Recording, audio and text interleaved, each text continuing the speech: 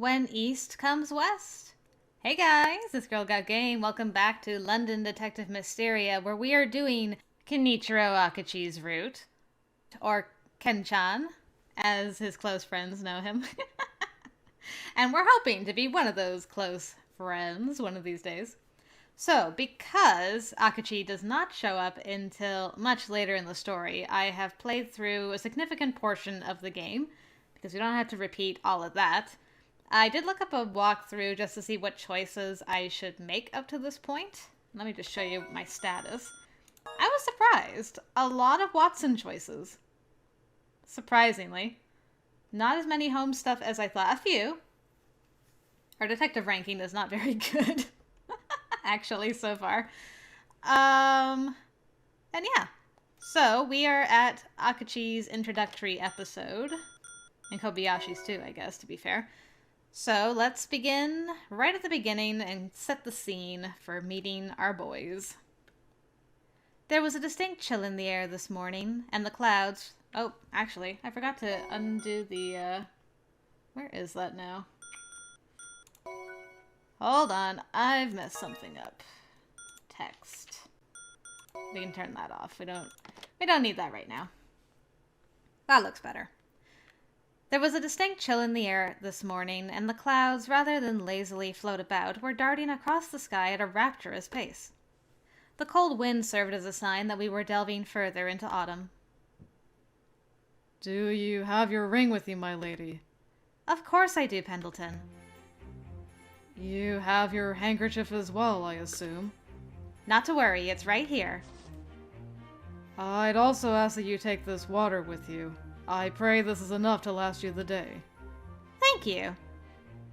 And do not expect the treats I'm sending with you this time to become routine. The Port of London is one of the most lively, prosperous regions of the country. I'm certain it will be a most educational and rewarding experience for your school trip. However... Pendleton shot a warning glare in my direction. For exactly the same reasons, you must be exceptionally careful at all times. Just the thought that you might end up whisked away by high waves or find yourself on a suspicious ship destined for heaven knows where is enough to... Oh no! Just look at the time! I really must be going right away. Then, let us be off at once. I really must go. After escaping Pendleton's lecture, I climbed into the carriage and we set off for the port. The area where we were headed, the Port of London, as Pendleton mentioned, was an area slightly east of the city, facing onto the sea. Despite the name, it isn't simply a place that ships go in and out of. Large ships are also built there, and it's filled with rows upon rows of red brick warehouses. Beautiful white beaches that glisten in the sunlight and peaceful waves that calm your heart. I rarely had the chance to visit the sea. I'd been looking forward to this day for some time, building up a pristine image of what this particular one might be like based on the books I had read. To my woes, reality desired to not be quite so pristine. Are you sure you're all right, Emily? I can handle myself, Watson. Promise, you needn't keep asking. If you insist. You weren't the only one who fell, if it helps. Lupin had a spectacular fall earlier. It would help more if we moved on from what happened. If you feel as though you're going to fall again because of the wind, grab hold of me or someone else, alright? I will. Thank you. I wasn't expecting the wind here to be so strong. Goodness! Listen in, class. As I'm sure you've noticed, the sea is so terribly unsettled today that not even sailors can bring themselves to sing their merry songs. Mr. Mackenzie howled over the wind as best he could, seemingly in a state where he could be easily carried off by the weather at any moment. I want you to take great care not to be dragged into the sea. Just as well, I'd prefer if you not fall into this here gutter. It has sewage flowing through it, so it would not end well. Nah! Mr. Mackenzie, Lupin has gone crashing to the ground in a poor effort to avoid his spectacles being blown off. Would it be alright if I were to lend him a hand? Of course. Please do, Holmes. As Holmes helped Lupin back to his feet, another strong gust threatened the class. "Shan't let the wind take me. Not a second time!" So I declared heartily within, but to see how even large objects cave to the wind frightened me. And what of that awful gutter? I could fall in and never be heard from again. Ah! Whoa! I'd lost my balance, but with Watson supporting me, I was able to at least avoid falling to the ground. Thank you, Watson. It's no trouble. Keep a tight hold of me, all right? I will. I still felt a bit unsteady on my feet, and before I knew it, I was clinging to Watson's arm with a strength I never knew I had. I do apologize for this, Watson. I declared I could handle myself, but here I am. No! Nonsense, Emily. You're smaller and lighter than me. I should say it's smart for you to be anxious. You haven't a thing to fear so long as you're with me. I'll support you. Oh, the guilt's already setting in. That's very sweet of you, Watson. The wind was continuing to rap upon us with all the ferocity of a hurricane. Yet to see the assistant's smile brought to me a second wind of relaxation. A moment, Holmes. Yes, Miss Marple. You look less than pleased. I might suggest that you put your man on the lead. I don't understand. Has Watson done something untoward? Indeed, he has. Do you see the way he behaves like his actions are for Emily's benefit? He is being too bold. His back brings to mind watching a big, excitable dog wagging its tail. She clings to him, and he makes no effort to hide being charmed. It's an utter lack of discipline on your part. I take it you bringing this up means you're envious. Who knows? I'm certainly not happy about it. In due time, the weather made to ease itself, and I was finally able to stand without assistance. Thank you again, Watson. I'm so glad you were there for me. You don't need to thank me. I was just, I was happy to have you rely on me. Pardon? No, never mind. All of us students having calmed down, Mr. Mackenzie once more opened his mouth to speak. Now, the Port of London has a large number of ships from abroad docked in it. Most ships come here legally, but there are some that come here smuggling such goods as illegal drugs and expensive tea. In recent years, there have been cases of not only illegal substances being smuggled into the country, but people as well. It's become quite the conundrum. Sir, Jack appears to have wandered off in the direction of that steamship. Does he have permission to do that? Lupin was right. Jack's eyes were fascinatedly fixed on the ship rocking in the waters and, somewhat stealthily, had slowly edged himself closer to it. It's massive. Wait right where you are, Mr. Millers. Everyone needs to stay together on class trips. You mustn't go wandering off on your own. Please. As we walked from the harbor towards the warehouses, a certain ship had caught my eye also. I wonder what kind that one is. In amongst all the other ships docked on the bay was one that appeared unusually worn. Is something the matter, Miss Whiteley? Why have you stopped walking? It strikes me as suspicious. That couldn't be one of the smuggling ships Mr. Mackenzie mentioned, could it? Wait, Emily! Where are you going? God help me. She's hopeless. Come, Watson. We're going after her. Right! If you're not back within 10 minutes, I'll let Mr. Mackenzie know the situation. Not to worry. We'll be back well before then. I'll believe that when I see it. I would be quite astonished if you return with her before those 10 minutes are up. Having approached the suspicious ship as close as I felt comfortable, I then hid out of the way and surveyed it from afar. People were disembarking in large numbers before my eyes, carrying goods off the ship with them. What worried me was that a number of them didn't seem to be in very good health. As if they barely had the energy to spare, they were collapsing or sitting on the ground as soon as they reached dry land. I feel like I should be calling a doctor more than Scotland Yard. Where on earth could this ship be from? So many of them have black hair. My mind was churning as I observed. Ah! I was startled by two faces popping before me. Their appearance was so unexpected that I hadn't much time to react with anything more than a pitiful cry.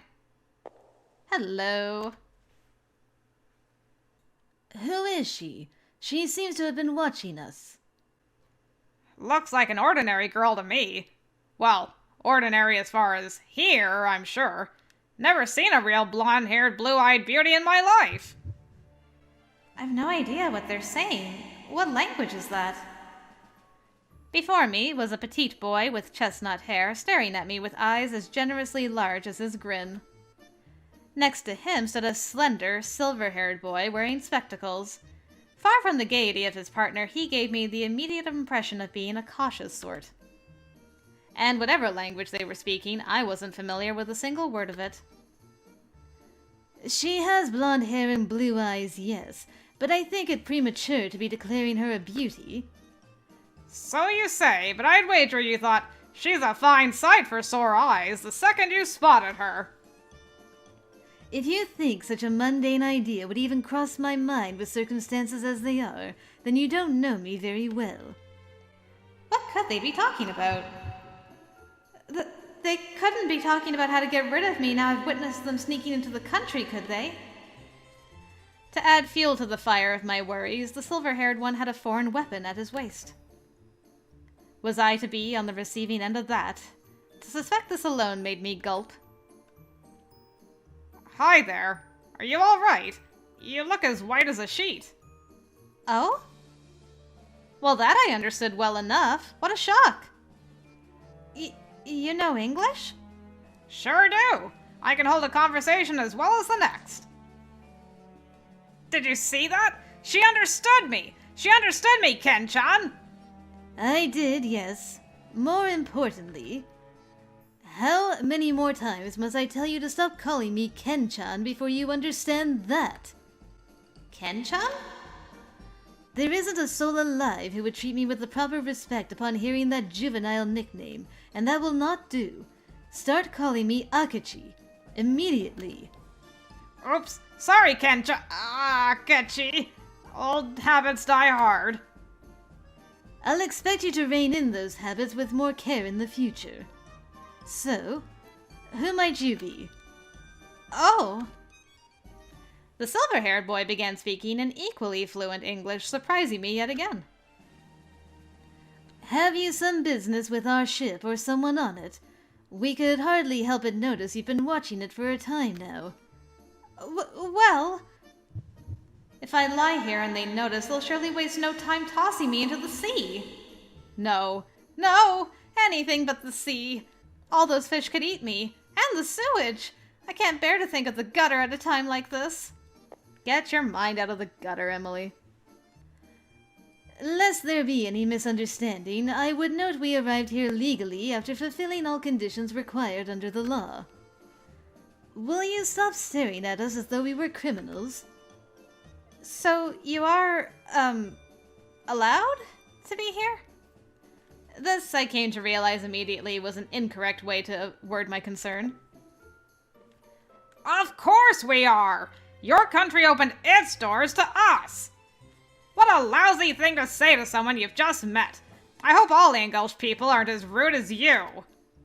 Be calm, Kobayashi. But it's rude, Ken-chan! No buts. And need I remind you that I told you to call me by my proper name?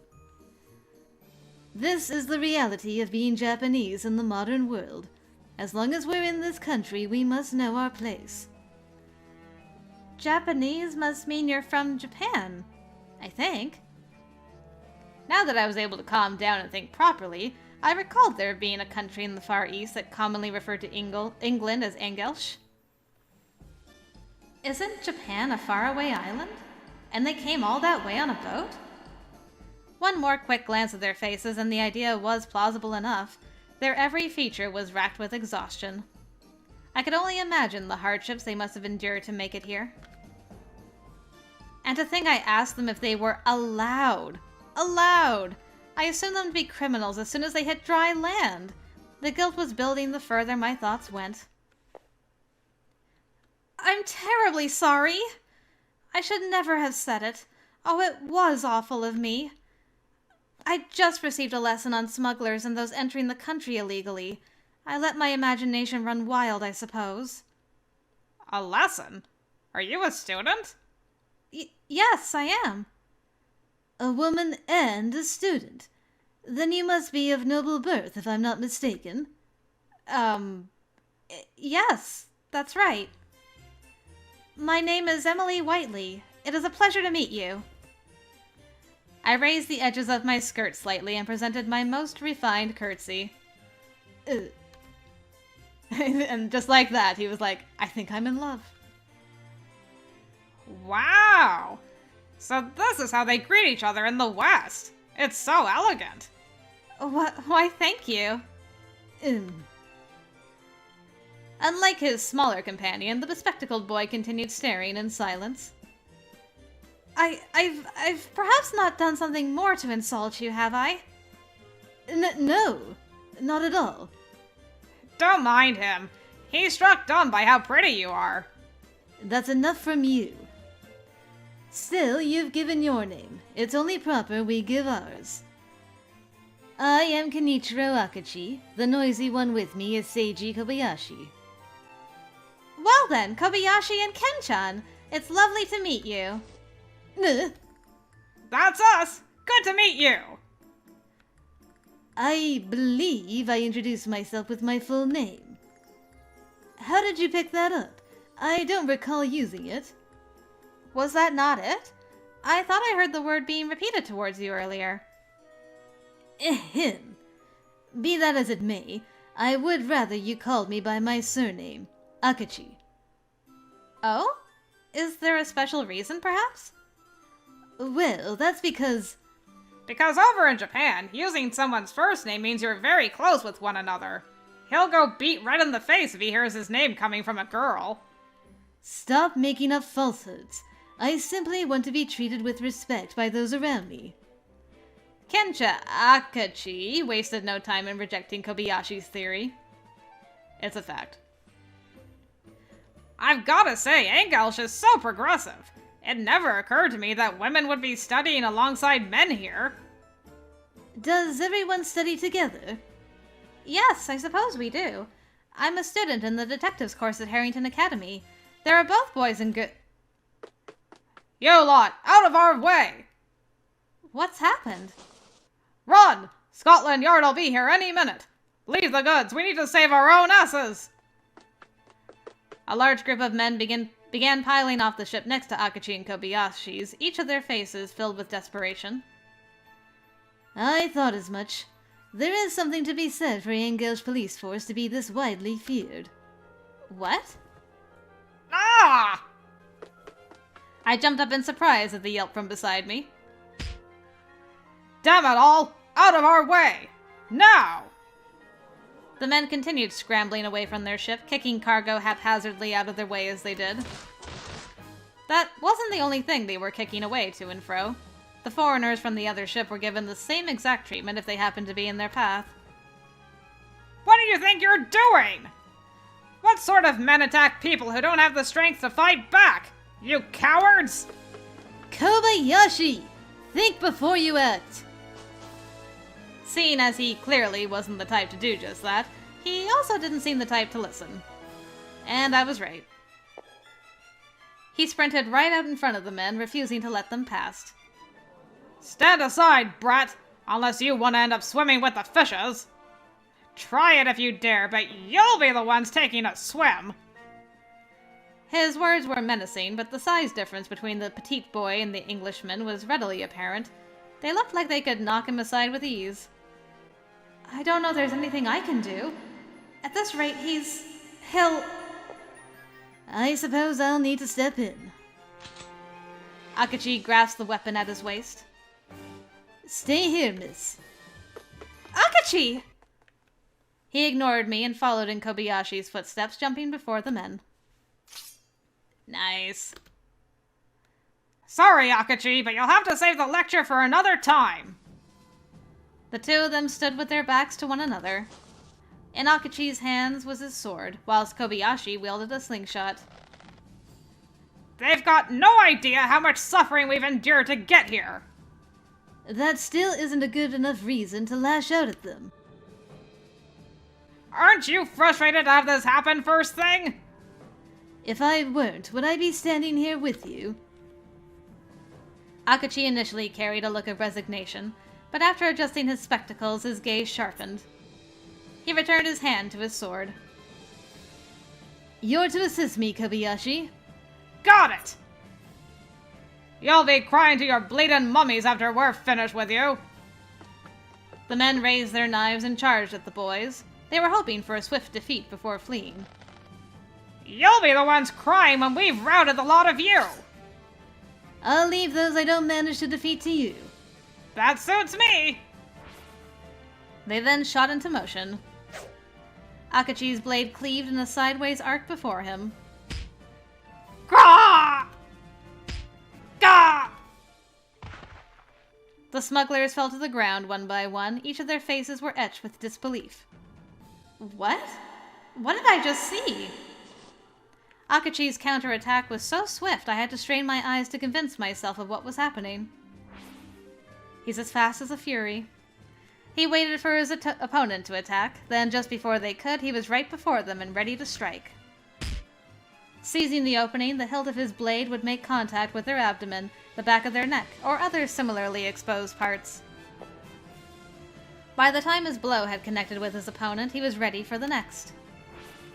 His movements were simply too fast for any of the smugglers to keep up with. My! This is more akin to dancing than fighting. Even standing a fair distance away and having a clear view of the action, I could only just avoid losing sight of him. His attack struck with such force that the majority fell to their knees in agony, rendered unable to move. There were a few who endured the pain for long enough to rise to their feet, but they were not prepared for this. Gah! Damn you! Wish we could make this easier on you, but we ate all the beans and seeds we had during the trip here. You'll have to make do being pelted with stones. Gah! These men, too, were quickly sent flying back to the ground by Kobayashi's slingshot. Blah, blah, blah. Together, the two of them made a perfect team, with Akachi serving as the vanguard and Kobayashi assisting him. It took little time between them for all of the smugglers to be at their complete mercy. Bloody hell! Who are you? We have no names to give to the likes of you. Akachi gently slid his weapon back into its sheath. His stance was so elegant that he wouldn't have looked out of place at a high-class social gathering. I'm stunned. They fought so many men without any outside help. Effortlessly at that. We did it, Akachi! Kobayashi ran joyously over towards Akachi, and with that timing, more were to join us in our celebration. Miss Whiteley! Two of my schoolmates arrived to see to it that I was well. Holmes! Watson! Truly you are a marvel. Did Mr. Mackenzie not warn us against wandering off alone? I fear your brain will be the one puzzle I'll never be able to solve. Not that I want to. I hope you two haven't fretted too much over me. You've not been searching for me all this time, have you? Really, I didn't intend for there to be so much fuss. Oh, there was no fussing at all, I assure you. Your actions are always so unpredictable they inspire incredulousness more than worry. There's no need to hide your relief. Just say you fussed plenty. You were worried she'd become caught in something after all Mr. Mackenzie said earlier. I certainly was. Bah. Speaking of which, what's all this about? Holmes's eyes were focused on the veritable sea of collapsed smugglers. A large group of smugglers were trying to flee when two boys from Japan to the east decided to stop them. They routed them all like it was no trouble at all. It was a spectacular sight. Routed? It means that they were overwhelmingly bested, Watson. We must help them retrieve the cargo that fell into the sea as thanks. Wait. Why? We've only just arrived. But we shan't turn our backs on people in need, Oh. We're in for the lecture of the century from Mr. Mackenzie when we get back. Still, I can't say I disagree. Let's get helping. I see a few injured people over there. I'll ask if there's anything I can do for them. I don't have a choice in this, do I? Thank you, dears. Together, we assisted in retrieving the cargo the smugglers had knocked into the sea back to dry land. Watson, meanwhile, did his part in giving treatment to those who possess injuries, however small they happened to be. Upon the yard's arrival, who had been informed of the smugglers' presence, the smugglers were left with no other position but to be taken into custody. We're in your debt for your assistance in this matter. That gang's been a nuisance for quite some time. They've made a name for themselves bringing drugs into the country, but known as they were, we could not catch hide nor hair of them. So when someone from that ship that arrived in the country reported they'd been seen, we thought it must be some mistake. But thanks to the three of you, they evade capture no longer. Well done. He's making it sound like we were the ones who did the work. I'd heard Harrington students were visiting as part of a trip, but then you solve a crime we've been investigating for ages while you're at it. Your school bleeds its reputation. There appears to be some confusion, sir. We were not the ones responsible for this. All we did was help the people who suffered at their hands. By the time the two of us arrived, they were already apprehended. Now, no need to be so modest. We'll be certain to let your school know what you did here today. Sir, he's telling the truth. The ones responsible were those two over the... As I was about to tell the man about Akachi and Kobayashi, the second officer, whose tone was a dramatic shift from light to dark compared to the first, addressed them directly. Off with you, then. Scotland Yard will be carrying out a formal investigation here. We shan't have your sort getting in the way. What? But we were the ones who captured those men! Are we to believe your tall tales? What could a couple of feeble yellow monkeys do against hardened criminals? This is no place for you filthy Janese to hang about. How can he talk down like that to them? Try saying that again! What do you know about us? You can't even say what we are right. We're Japanese, not Jannies. Kobayashi! The boy went to strike the officer with a clenched fist, but Akachi grabbed him by the shoulders and forced him back. Damn it! Let me go! Let me go! Have you forgotten why we came here? We didn't come all this way to quarrel with law enforcement.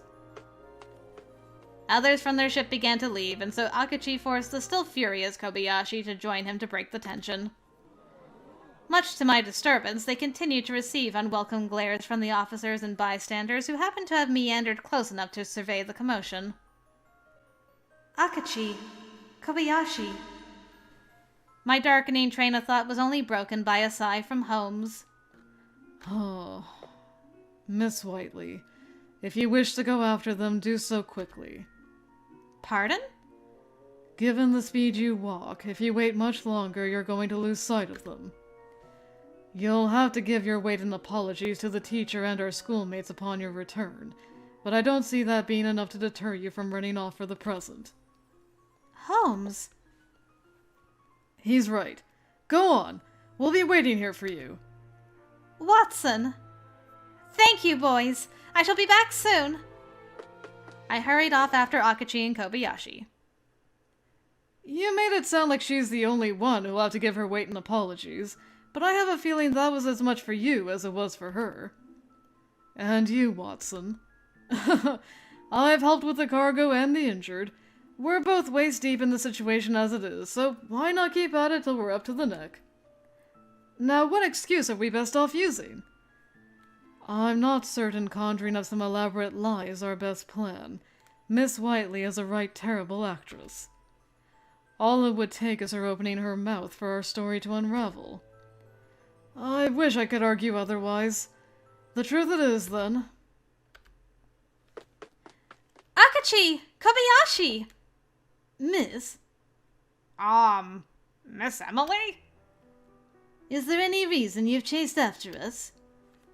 Akachi and Kobayashi were walking alongside the others, but they stopped once I called out to them.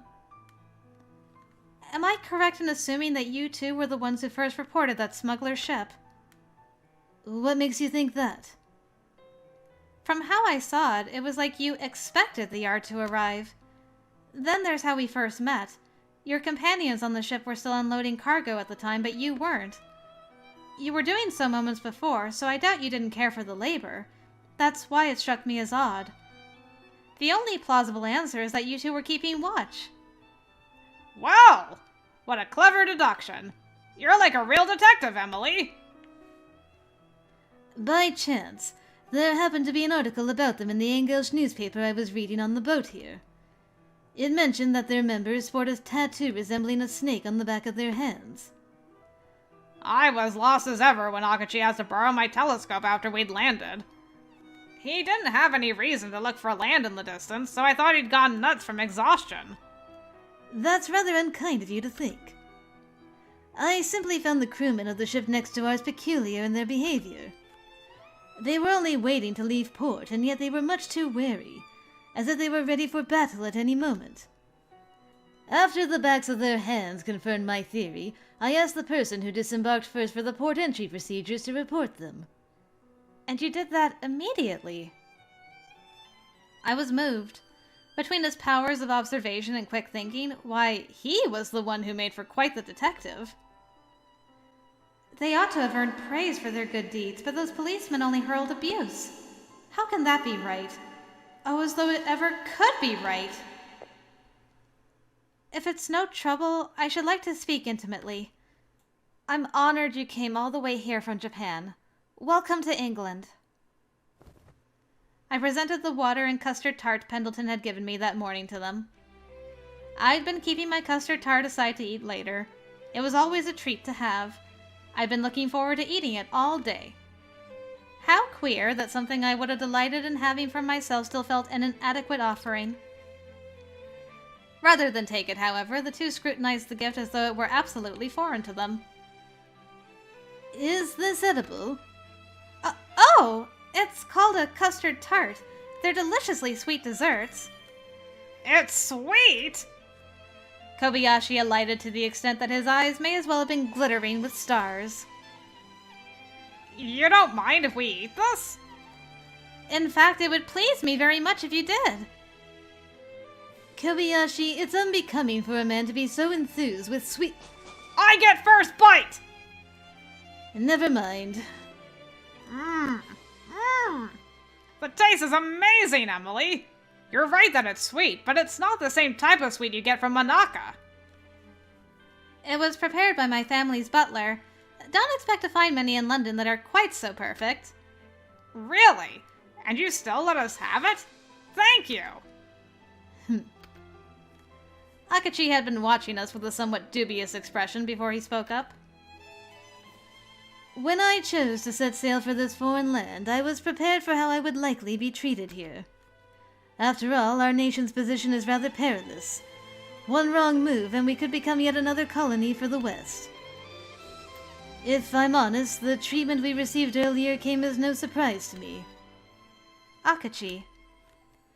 What has come as a surprise, however, is meeting someone like you so soon after our arrival. The journey here was an ordeal from start to finish, but I count myself fortunate for being able to meet you at the end of it. Aww. For the first time, Akachi's mouth curled ever so slightly and his eyes softened in what felt like his sincerest smile. We're off to such a good start. The change was only visible for a mere moment, but I was captivated all the same.